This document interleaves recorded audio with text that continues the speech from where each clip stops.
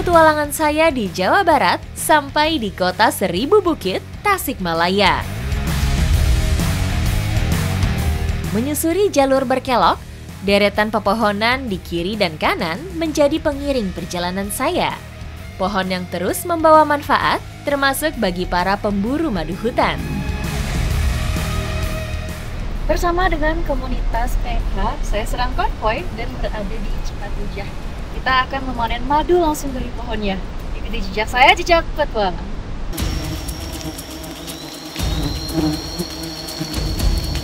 Pohon yang berdiri tegak dan kokoh ini sudah sejak lama menjadi tempat berlindung kawanan lebah madu. Pohonnya ini tingginya sekitar 20-an meter dan sarang madunya itu ada di sekitar 30 titik. Makanya pemanennya itu bisa 3 orang atau lebih ya Kang, karena sarangnya lumayan banyak. Bising suara kendaraan yang lalu lalang seperti tidak mengganggu kawanan lebah sebelum membangun rumah. Walaupun sudah memakai APD lengkap, tetap harus menyiapkan pengasapan seperti ini supaya mengganggu indera penciumannya lebah, jadi dia tidak terlalu agresif.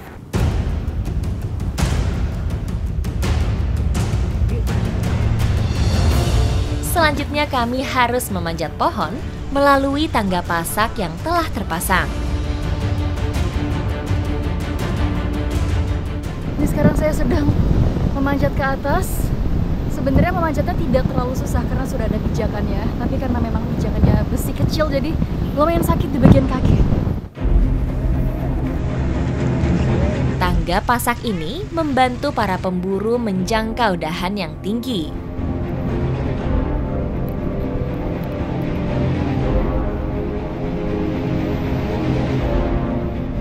Akhirnya saya sudah sampai di cabangnya. Ini sedang menunggu para pemanen yang lain untuk naik ke atas. Puluhan sarang tersebar di beberapa dahan sehingga butuh banyak pemanjat untuk meraihnya. Perjuangan saya belum berakhir karena saya masih harus melewati cabang di situ untuk ke sarang madunya.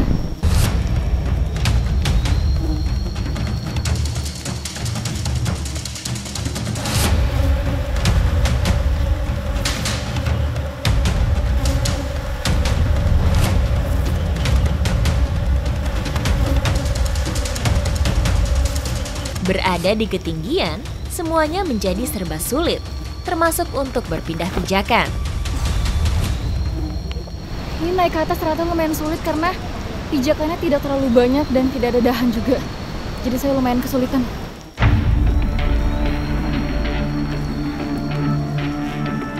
Yang bisa saya lakukan adalah bergerak secara perlahan supaya tidak terpeleset dari ketinggian 15 meter.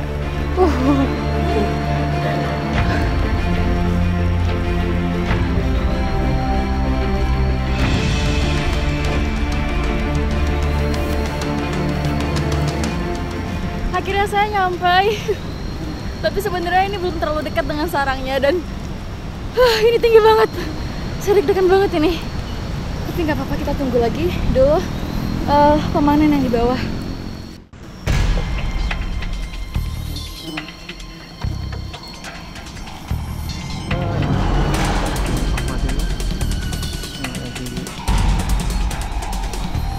Hutan Jawa Barat.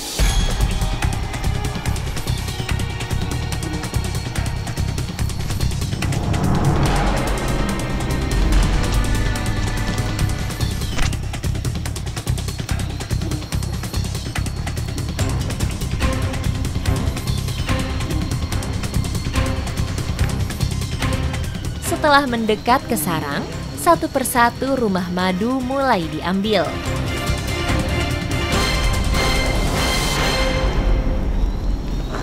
Ini para pemanennya sudah mulai memanen sarang lebahnya dan lebahnya sudah mulai berterbangan. Bismillahirrahmanirrahim. Assalamualaikum warahmatullahi wabarakatuh. Asap menjadi salah satu cara mujarab yang biasa dipakai para pencari madu. Karena asap akan mengaburkan aroma feromon sebagai alat komunikasi kawanan lebah saat mendapat ancaman.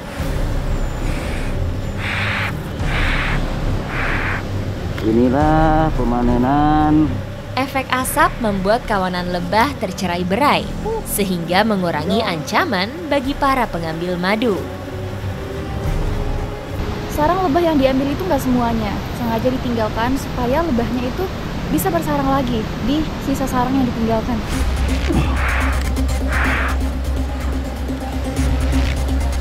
Selama sang ratu masih berada di dalam sarang, lebah prajurit akan balik ke tempat semula dan kembali membangun sarang.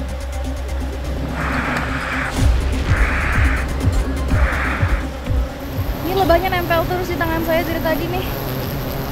Saya udah asupin tapi dia nggak mau pergi. Dalam situasi seperti ini, sebaiknya tidak memukul atau mematikan lebah yang mendekat. Karena begitu menyengat, lebah akan mengeluarkan aroma tertentu yang memancing kelompoknya untuk menyerang.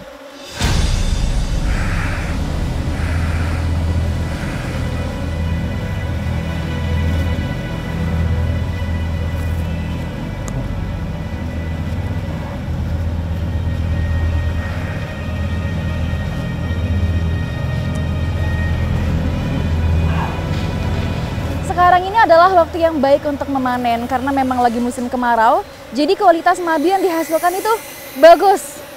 Makanya nih, bapaknya dari tadi teriak mantap terus.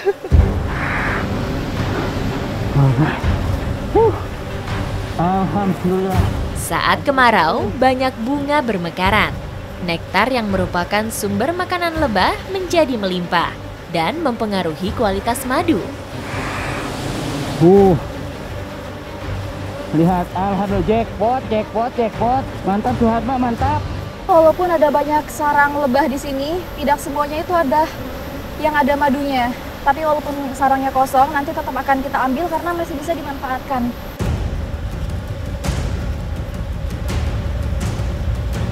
Dengan kemampuan terbatas, saya hanya mampu mengarahkan asap agar para pemburu ini terhindar dari sengatan lebah. Aduh. Itu bapaknya manen di sebelah sana nggak pakai perlengkapan sama sekali, tangan kosong. Bagi sebagian orang yang sudah ahli, mengambil madu dengan tangan kosong biasa mereka lakukan. Karena telah memahami perilaku lebah, sehingga tidak tersengat secara membabi buta.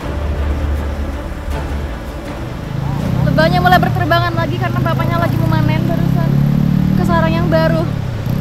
Jadi saya harus siap siaga nih.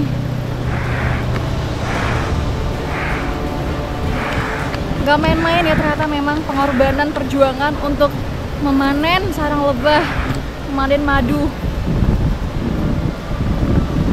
Saya dari tadi ketakutan di sini, bapaknya santai aja berdiri. Udah, Pak.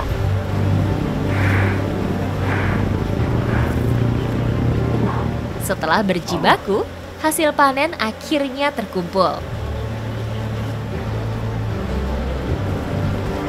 Nah, ini dia hasil panennya. Lumayan banyak. Ini baru satu kantong plastik, masih ada lagi tuh di sana. Bersama. Waktu panen yang tergolong singkat merupakan keunggulan cara panen madu lestari. Ini dia madunya, ini penuh semua ini ya, Pak. Tuh, wah, mantap. Keren, Pak. Dari sarang berukuran 1 meter seperti ini, madu yang dikumpulkan bisa mencapai 1/2 liter. Pak, ini gimana saya turunnya?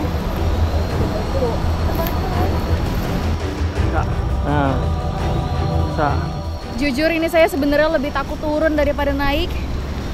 Jadi saya harus nungguin bapaknya dulu yang turun duluan supaya bisa memandu saya. Karena di bagian atas ini itu tidak terlalu banyak pijakan, jadi lumayan sulit.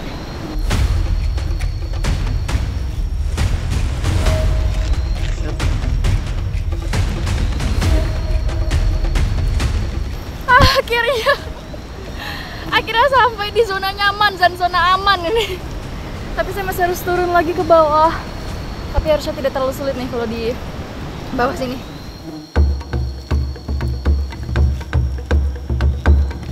Sebelum turun, kami berusaha rehat sejenak sambil mengumpulkan tenaga. Ini karena APD-nya lumayan panas dan juga menghalang pemandangan saya, jadi saya mau buka dulu karena memang di bawah sini sudah aman, jadi sudah bisa dilepas. Setelah madu selesai dipanen, kawanan lebah yang berterbangan langsung mereda. Situasi pun telah aman kembali. Panen madunya sudah selesai, sekarang waktunya saya untuk menikmati suasana di sekitar sini. Ikuti jejak saya, jejak petualang!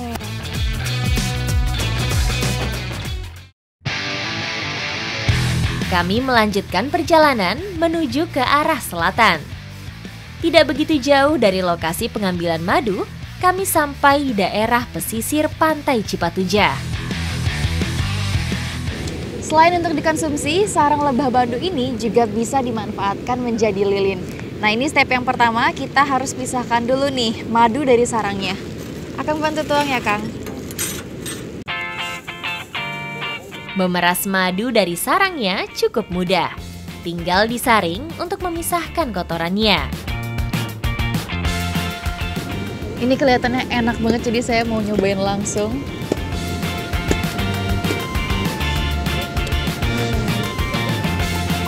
Enak banget dan ada sedikit rasa asemnya, jadi nggak terlalu buat enek. Dan karena memang sekarang ini lagi musim kemarau ya Mak Kang, jadi nektarnya tuh multi. Yang ngebuat teksturnya itu tidak terlalu kental dan juga rasanya jadi lebih ada asamnya sedikit.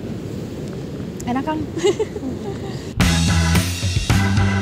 Vegetasi di sekitar sarang sangat mempengaruhi rasa madu, sehingga kualitas madu berbeda-beda tergantung dari musim dan lingkungannya. Begitu madu dan sarang sudah dipisahkan, kami panaskan hingga mencair.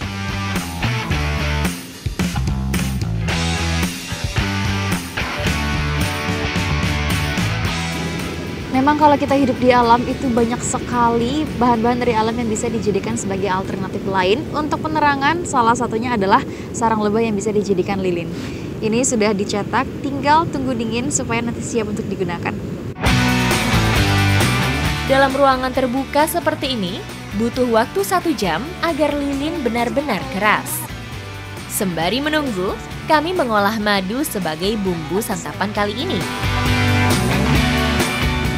Sarangnya sudah dimanfaatkan untuk membuat lilin. Sekarang yang nggak boleh kelewatan adalah madunya akan saya olah untuk memasak ayam bakar madu.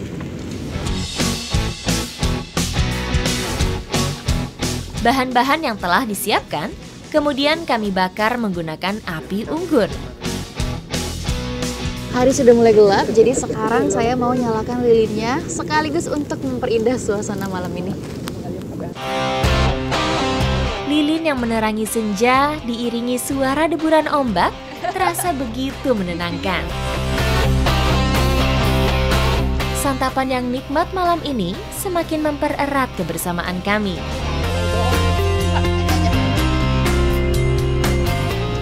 Madu ini memang biasa digunakan sebagai bahan untuk masakan seperti ini dan juga pas untuk mengganti energi. Apalagi kita seharian udah beraktivitas capek ya Kang? Iya. Pas banget untuk menutup hari ini. Ikuti jejak saya, jejak Petualang.